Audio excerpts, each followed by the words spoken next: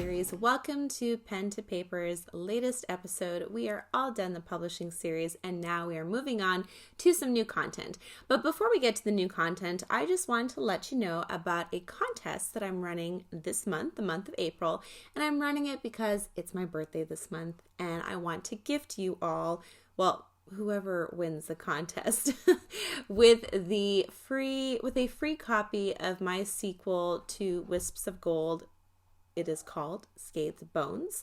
It is another murder mystery, and it is based on the legend of serial killer Agnes McVie during the Caribou Gold Rush of BC. And so I'd like to gift this to you if you answer the question correctly. I will tell you the question here, but if you also want to, if you prefer not to comment down below, you can also look down at the link tree that I provided in the description below. And there you will also find the email campaign that I've sent out, and you can email me directly or Facebook me or Instagram me, whatever way you want to message me with the answer. And I will be very happy to receive it. And if you get the answer correct, you will receive a free copy. Now, if you already have the copy of my book, you can tell me who you'd like to gift it to, whether a friend or a family member, and I'll be happy to do that for you. So the question is, what province or territory of Canada is my next novel set in? Now, if you'd like some juicy clues to help you figure this out, you can watch the live show that I had this past Sunday with the Rambling Readers on Linda's World of Books channel. I will provide the link below to that video as well. And in that video, not only do I give clues about this question, the answer to this question, but I also talk about my novel Wisps of Gold, which you see actually right behind me here. So you can find out more about that and my writing process for that novel and a little bit for my first novel. But that is the April contest. So I invite you to enter, or you can also feel free to comment down below your answer. So I was inspired to talk about our discussion topic today, and I actually just thought of it today because of the book that I'm reading currently, and also the talk that I had with the ladies on Sunday with the Rambling Readers, and this kind of came up a little bit, but I want to talk today about how to avoid filler writing in your novels. Yes. Sometimes it's scary to pick up a 400 to 1,000 page book for this very reason, because some books that I've read in this page count, everything that's in there is there for a reason. But I have read some books, currently the one I'm reading now falls into this category, where it's 735 pages, but there's so much filler in it that I could easily figure out that 1/3 of it doesn't need to be there to move the story along. And as a writer, you don't want filler writing because it drags the reader away from the story and realizing that there's a lot of extra that they don't need to read, and it kind of discourages the reader from moving on in your book. And you don't want that. You as a writer want to yes, it is your story, but you also want to feed the reader. You want to entertain the reader. You want the reader to stay. You don't want the reader to put down your book because there's so much extra information in there that it's taking away from the story and making your story weaker. That is the topic of today's video. And I'm going to explore different ways that you can stop from having fillers or write filler writing. Now, a lot of this comes into play when you're doing your editing, and this is when you can really look for that filler writing and take it out. But as you practice more and more the art of writing, you will be able to sense it or catch it more even in your first draft, or even just kind of stay away from it. So I'm going to give you 5 tips today on how to avoid filler writing, and even starting in the first draft zone, trying to be aware of how you're writing filler writing, but definitely catching it in the editing zone, because that is a place where you do all your making your book shiny and prepped for the reader. As we know, or maybe you don't know, but a first draft, really, you shouldn't stop. You just need to write everything down. But as I said, with time and practice, even in the first draft writing, you can catch some of this. So let's get into number 1. It's good to be excited when you're writing, but sometimes when you become very passionate or very excited when you're writing let's say, about a certain piece of scenery, or you are world building, let's say fantasy or science fiction or even historical fiction. I have to do this too. I have to create and set the world that my characters are in so the reader is transported back in time to that world, because obviously it's not the same world as it is today. Or you are getting overexcited about writing about the appearance and clothing of your characters. This is filler writing, or it can be filler writing, and you need to watch out for it. So let's talk about scenery number 1. Scenery. If you have a huge chunk of paragraph that you are going on about the beauty of the sky or the trees or the grass or whatever, or cats. Hi, Savannah. You want to be in my video? You want to be the star of the show? Just maybe not that. As I was saying, if you go on and on, have big chunky paragraphs about scenery, and it's like half a page long to a page long, and it's not really adding too much to the momentum of the story, then that can be filler writing, and watch out for that. Now, it's a good exercise to... It's a good exercise. As a writer, it is good to exercise how to write scenery. But there's a way that you can write scenery and condense it and still bring it to life with the reader. And this could be a different topic for a different time, but such as using more expressive verbs instead of lots of adjectives and adverbs. That could be one way that you could condense your information and make it snappy and evocative at the same time. Another type of filler writing is world building, and you'll see this a lot in science fiction and fantasy, where they go on and on about the magic system or the technology that the characters are using. And if it's relevant to the story and is going to move the story forward, or it has a very essential piece of information that you need for the story, then that's great. Keep it. But if you're just going on and on for the sake of world building, then there's a very good chance that you're going to lose your reader. Obviously, for fantasy and science fiction fans and readers, they're going to expect some world building. But again, you still want to make it relevant to the story and move the story along with the world building. And there's ways to do world building when it comes out in character dialogue, or even the character's actions in relation to the scenery or the technology or the magic system that they're using. So be careful of world building filler writing. And then also I want to talk about appearance and clothing. A lot of the times, if you are writing or describing every single feature on your character, like let's say their face. So you talk about their dark, luscious, wavy hair and their high cheekbones and aquiline nose and full lips. Then, interestingly enough, the reader's mind gets so bogged down by these details that they're almost scrambling to figure out what the character looks like.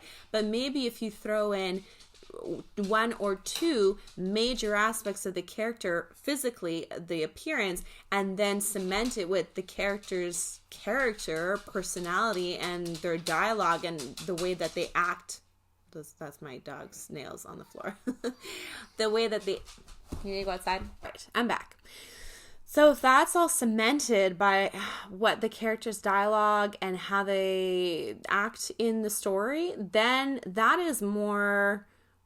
the reader will piece together those other little details in their mind better than if you are describing every single aspect of the character's face. And that goes for clothing too. Now, for world building, this could fall into world building, but let's say it's a fantasy world and the clothing is ridiculously different than ours, then yes, you do need to showcase that. But don't go into every single little detail unless it's relevant to the story. Or especially with historical fiction, this is something that I need to watch out for. Kitties. This is something I need to watch out for, but obviously, historically, fashion changes over decades and centuries. So it's good to put in general, broad details unless the clothing has a specific purpose and use to move the story forward. But other than that, showcase a general, broad sense of the clothing style, but don't focus in on the clothing styles all the time, even if the scene changes. Yes, your character's clothing, they're going to change over the course of the story, but you don't have to repeat the imagery of every single outfit every single time. The reader will fill that in themselves. Another way that filler writing can happen is, and this kind of goes along with story structure and pacing, but I'm just going to touch on it briefly. Pacing, it's always moving in a crescendo up this way, right? Because you have the inciting point, which I will do a video on this another time, but you have the thing that sparks the whole story and sets it in motion, and then you crescendo to this big climactic scene, and then it dips, and then you have a resolution. Okay, that's just the basic idea of a story structure. When you're crescendoing, you don't want to dip down into, it's good to have action and then quiet moments where you can build on your character some more, or the characters' interactions with each other that will lend to the story. But you don't want to dip so much into quiet, slow moments that the reader gets sucked down and then doesn't feel like reading past it because it's getting boring or it's getting too quiet. You want to have, instead of little dips down, you want to have more plateaus, or even better than plateaus, you want to have slight rises. And this is where the action gets quieter and you can really focus on the characters and perhaps what they're feeling and how they're relating to each other, but always slightly rising and moving that story forward to that point where you want a climax and you want everything to explode so that your character can, so that your plot can really come to life the way it needs to capture the reader. So don't dip so low into quiet moments in your story that your reader's lost and they just don't want to read anymore. Number 3 is sometimes you are going to insert things into your story that, or you are going to insert maybe certain characters or certain places, and you're going to see those insertions throughout the story fairly regularly, and you want to have a rhyme and reason for these things. So let's say you have a character that that has interactions with kind of a side character, and you see these interactions throughout the story, but it's not building toward anything. And if you do have those interactions, you want to kind of give the reader a little nugget saying, here, there's a reason why there's these interactions that are happening. They are serving the story somehow. And you should give that to the reader fairly quickly. They shouldn't have to read until page 400 and be like, well, why is this person talking to this side character? What's the point of this side character? If they're still wondering that by page, not even page 400, because the book that I'm reading now, I'm still kind of wondering, why is this character having this interaction with this other character, and I still don't see the rhyme and reason for it, and it's kind of frustrating because there should be a reason. And I'm seeing this a lot of filler writing in the book that I'm currently reading. But if you do have something that doesn't look like there's any reason for it, please give a reason to the reader, not too quickly, but fairly quickly. And the more you write, the more you'll see when this needs to be inputted. Maybe, in the first draft, you only give the reason right at the end, but you've put it in so much that it really should come sooner. You can fix that in the editing and somehow move that around so that the reader doesn't get strung along and keeps wondering, why is this interaction so important? Because it keeps popping up, but there's no reason for it until the end of the book. That is unacceptable. Your reader is not going to be happy and is going to be frustrated, which I'm feeling with the book right now that I'm reading. Another big filler writing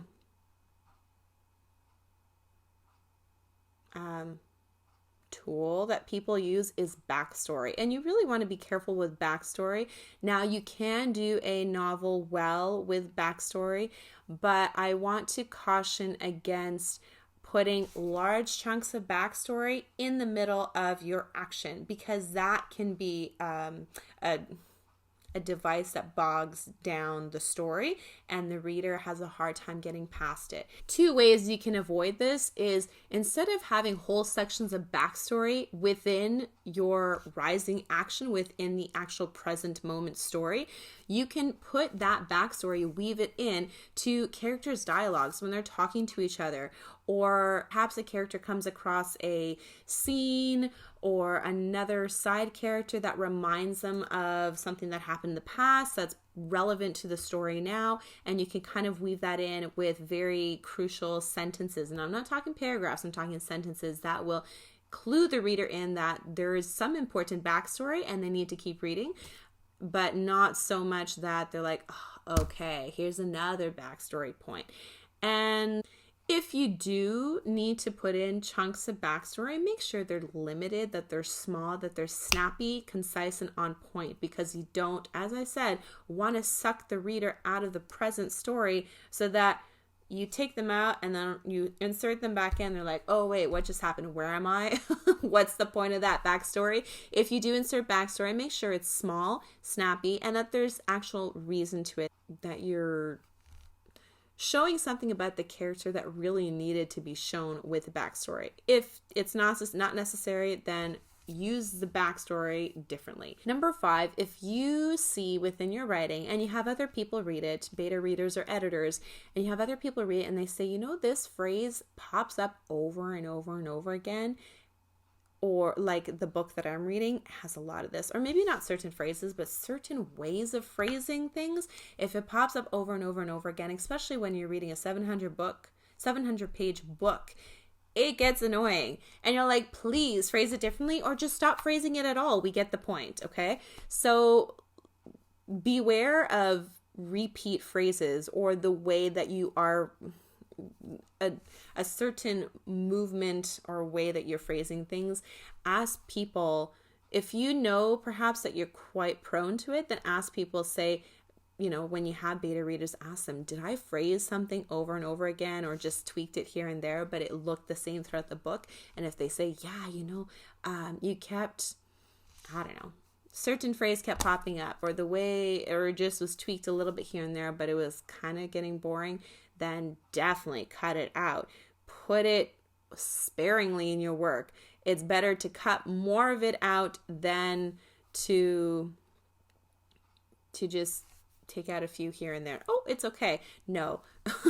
Be lethal and ruthless with your writing in the editing process, because you want to bring your reader on a journey. And if anything hinders that journey, then you've lost the battle. Point number 6, all the points culminate in this, is that you have to, everything that you write has to move the story forward. So that includes character dialogue, that includes scenery. Scenery can play a huge part in setting the mood and tone of how a character is going to react in a certain situation. So even scenery should move the plot forward. World building should move the plot forward. Appearance and clothing should move the plot forward. Everything should have a forward momentum. Nothing should be like, okay, let's take a little break and have fun describing stuff for the sake of describing stuff. That is just filler writing. So there you have it. Those are 5 different ways of trying to avoid filler writing, with everything culminating to just moving the story forward. I hope that this has been a huge help to you, and look for these things when you're writing. And if you don't find them in your first draft, that's okay, because as I said, first draft, you just write, and you don't stop for anything. But in your edits, please do edits properly and edit over and over again, and have other people read it to catch that filler writing. You know, when my books, I just wanted to insert a little personal note here. when I wrote my books are not super long. They're like in the 200 to 300 page range, and a little shy under 300. And then I would sometimes compare my books to, 300, 400 page books, or, even the high fantasy, huge science fiction books that are 7 pages to 1,000 pages. And I'd always think, wow, it's kind of a stupid thought, but I'm not as good as them because I don't write as much as them. To tell you the truth, I'm kind of happy that I don't write that much, because I'd rather write more concise writing and moving the story forward. Not that I don't fall prey to filler writing. I think every writer does, because we get so caught up in certain ways of wanting to write stuff, and then that's where the editing comes in. We realize we have to cut out certain parts that we view as our babies, and we love it so much, but it doesn't move the story forward, and we have to let it go. So, but I'm just... yeah, I've learned to be happy with the page count that I turn out, compared to, let's say, this particular book I'm reading that's 700 pages long, and there's so much filler writing, and I'd rather not do that and write a shorter book than write a longer book. So if you feel that too, that, I write such short books or novellas, and it's not as professional or as well done than 700 page books, please don't feel that way, because you probably have a lot less filler writing with a smaller book page count than with a 700 page count that has lots of filler writing. So, but I'm not saying that's the case always. There are exceptions for sure. For example, the Dune series. Oh my goodness, there's so many pages, and I got the small little paperbacks, but they're really thick. But the detail and the world building in that is absolutely phenomenal, and I think from what I remember, everything has a reason for it and really adds to the richness of the world. So that if you want to get some good science fiction writing of world building and everything has a reason, that series is phenomenal. Yeah, I know that was a kind of a side note, but there you have it. Anyways, so if you like this video, please hit the like button and subscribe down below, ring the bell. And if you ever have any questions and you want me to do a video on a certain topic, please comment down below. I will look at them and definitely post a video on a certain topic that maybe you want some clarity over, or you just want me to do a discussion video over. That's great. I would love to do that. So tune in next week for another episode on Pen to Paper. See you.